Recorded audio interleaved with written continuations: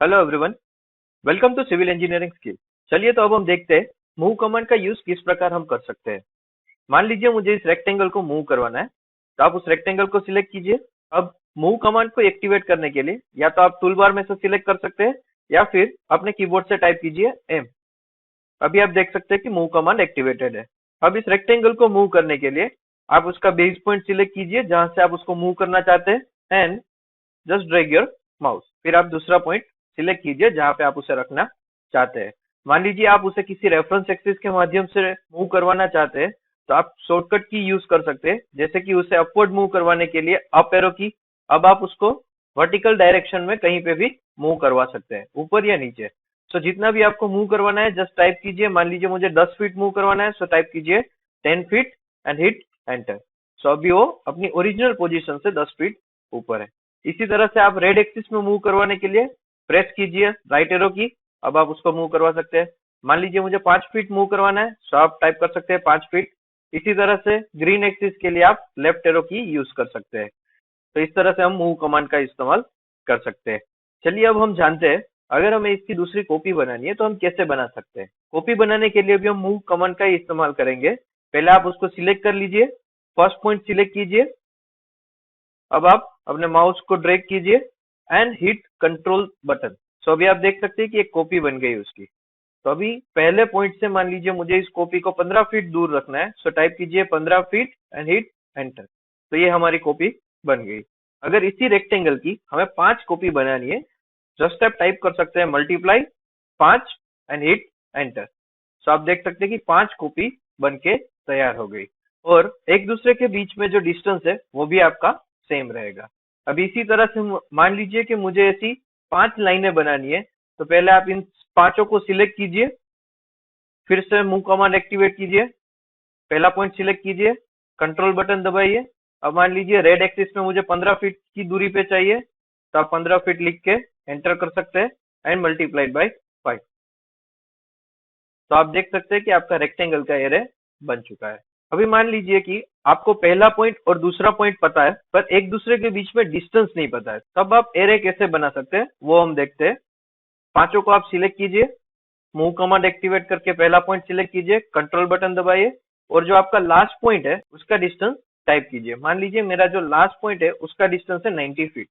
सो मैं टाइप करता हूँ 90 फीट, हिट एंटर। तो यहाँ पे आप देख सकते हैं कि 90 फीट के डिस्टेंस पे हमारी एक लाइन बन चुकी है। अगर इन दोनों के बीच में मुझे और 4 लाइनें चाहिए, तो आप जस्ट टाइप कीजिए डिवाइड 5 एंड हिट एंटर। तो आप देख सकते हैं कि उन दोनों के बीच में और नई 4 लाइनें आ चुकी है। ठीक है, तो इस तरह से आप कोई भी एरे बना सकते हैं मूव कमांड के इस्तेमाल से।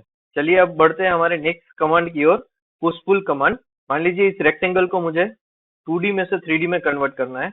उसके लिए आप उसकी सरफेस को सिलेक्ट कीजिए, पुश पुल कमांड एक्टिवेट कीजिए या प्रेस कीजिए पी।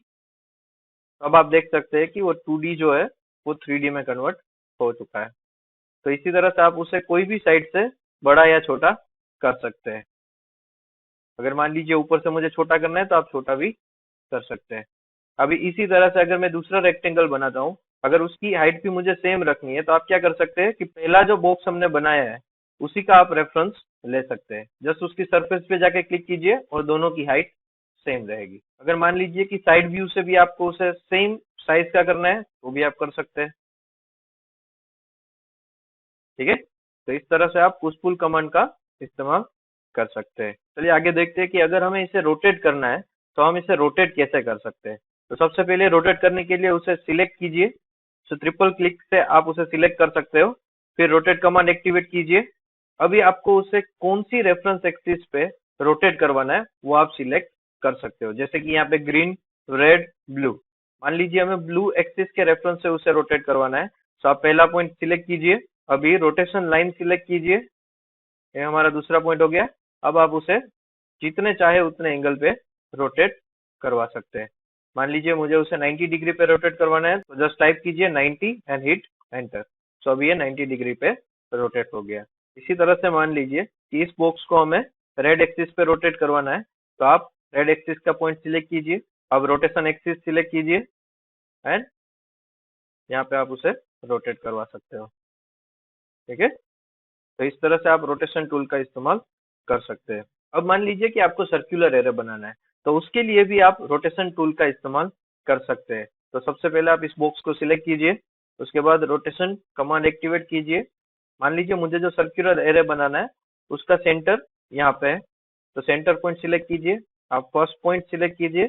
अभी आप देख सकते हैं कि वो सर्कल में सेम रेडियस से रोटेट हो रहा है। कॉपी बनाने के लिए आप कंट्रोल की प्रेस कीजिए, तो आप देख सकते हैं कि यहाँ पे एक उसकी कॉपी बन गई। मान लीजिए कि मुझे जो दूसरी कॉपी बनानी है वो 45 डिग्री के एंगल पे चाहिए, तो टाइप कीजिए 45, हिट एंटर, और यहाँ पे आपकी कॉपी जनरेट हो गई। मान लीजिए ऐसी ही मुझे 45 डिग्री पे 5 और कॉपी चाहिए, सो मल्टीप्लाई 5, एंटर। तो आप देख सकते हैं कि 5 और कॉपी नई बन गई। इस तरह से आप सर्कुलर एरे बना सकते हैं, जो कि आपको स्पाइरल स्टेयर बनाने में यूजफुल रहेगा। ठीक है, चलिए अब चलते हैं हमारे नेक्स्ट कमांड की ओर, जो है फॉलो मी टूल। अब फॉलो मी टूल का इस्तेमाल कैसे करते हैं, तो उसके लिए पहले मैं एक रेक्टेंगल बनाता हूँ। अब इस रेक्टेंगल की चारों ओर मुझे सेम पैटर्न बनानी है, तो उसके लिए मैं फॉलो मी टूल का इस्तेमाल कर सकता हूँ। तो सबसे पहले जो आपको पैटर्न चाहिए वो आप बना लीजिए। मान लीजिए कि मुझे एक सिंपल रेक्टेंगल की पैटर्न चाहिए, तो यहाँ पे मैंने वो रेक्टेंगल बना लिया।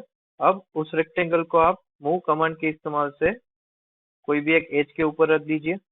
आगे आप सारी एजेस सिलेक्ट कीजिए जिस पे आपको ये रेक्टेंगल चाहिए। तो यहाँ पे मैं अपनी सारी एजेस सिलेक्ट कर रहा हूँ। एज सिलेक्ट हो जाने के बाद फॉलो मी टूल एक्टिवेट कीजिए और इस रेक्टेंगल को सिलेक्ट कीजिए। तो आप देख सकते हैं कि कैसे फॉलो मी टूल वर्क करता है। तो इस तरह से आप कोई भी पैटर्न हो वो आप एक ही मिनट में आप सारी जगह पे बना सकते हो। ठीक है, अब चलते हैं हम हमारे नेक्स्ट कमांड की ओर, जो है स्केल। मान लीजिए हमने जो ड्राइंग बनाया है उसे हमें छोटा या बड़ा करना है, तो हम किस तरह से कर सकते हैं। सबसे पहले आप उसको सिलेक्ट कीजिए, स्केल कमांड एक्टिवेट कीजिए।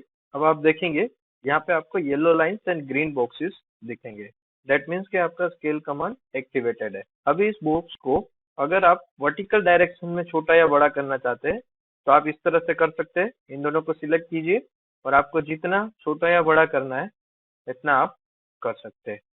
सेम वे अगर मान लीजिए कि मुझे डायगोनली उसे बड़ा करना है तो भी आप कर सकते हैं। तो इस कमांड की मदद से आप उसे कोई भी शेप में बड़ा या छोटा कर सकते हैं। तो ये हो गया हमारे स्केल के बारे में। अब हम देखते हैं कि ऑफसेट कैसे लेना है। तो ऑफसेट लेने के लिए मैं फिर से एक रेक्टेंगल बनाता हूँ। अभी आप ऑफसेट कमांड को एक्टिवेट कर सकते हैं। अभी आप ऑफसेट लेने के लिए कोई भी एज सिलेक्ट कीजिए और अपने माउस को ड्रैग कीजिए। मान लीजिए कि मुझे जो ऑफसेट चाहिए वो 1 फीट की दूरी पे चाहिए, सो टाइप कीजिए 1 फीट, एंड यहाँ पे आपका ऑफसेट बन गया। तो जब भी आप वॉल बनाना चाहते हैं तो ये वाला ऑप्शन आपको यूजफुल रहेगा। अब हम आगे के कमांड फटाफट देख लेते हैं। अगला जो कमांड है वो है टेप मेजरमेंट टूल। मान लीजिए आप इस साइड के फेस पे 5 फीट की दूरी पे कोई डिजाइन बनानी है, तो क्या कर सकते हैं आप टेप मेजरमेंट टूल एक्टिवेट कर सकते हैं। पहला स्टार्टिंग पॉइंट सिलेक्ट कीजिए, एंडिंग पॉइंट के लिए आप टाइप कर सकते हैं 5 फीट। तो आपको एक रेफरेंस लाइन बना के देगा जो कि 5 फीट की दूरी पे होगी। अब यहाँ पे आप कोई भी पैटर्न बना सकते हैं 5 फीट की दूरी पे। तो इस टूल की मदद से आप मेजरमेंट लेके अपनी डिजाइन को पूरा कर सकते हैं। अब मान लीजिए कि आपको डायमेंशन देना है, कोई भी आप 2D ड्राइंग बना रहे हैं या 3D ड्राइंग बना रहे हैं, तो उसके लिए डायमेंशन देने के लिए यहाँ पे डायमेंशन टूल भी अवेलेबल है। डायमेंशन टूल को एक्टिवेट कीजिए। आप जिस एज को डायमेंशन देना चाहते हैं उसे सिलेक्ट कीजिए और वो आपको डायमेंशन बता देगी। जैसे कि अगर आपको इस एज के बारे में जानना है कि वो कितनी लंबी है, तो आप यहाँ से देख सकते हैं। ठीक है, तो इस तरह से आप डायमेंशन टूल का इस्तेमाल कर सकते हैं। अगर आपको कोई एंगल जानना है कि कितने एंगल पे अगर आपने कोई लाइन बनाई हुई है तो वो कितने एंगल पे है, तो आप वो एंगल भी मेजर कर सकते हैं प्रोटेक्टर टूल की मदद से।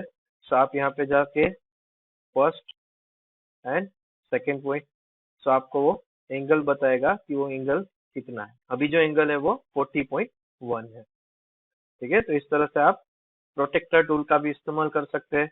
चलिए अब हम देखते हैं कि अगर हमें कुछ टेक्स्ट इंक्लूड करनी है तो हम टेक्स्ट कैसे इंक्लूड करवा सकते हैं। तो उसके बाजू में आपका टेक्स्ट कमांड है, तो आप उसे सिलेक्ट कीजिए।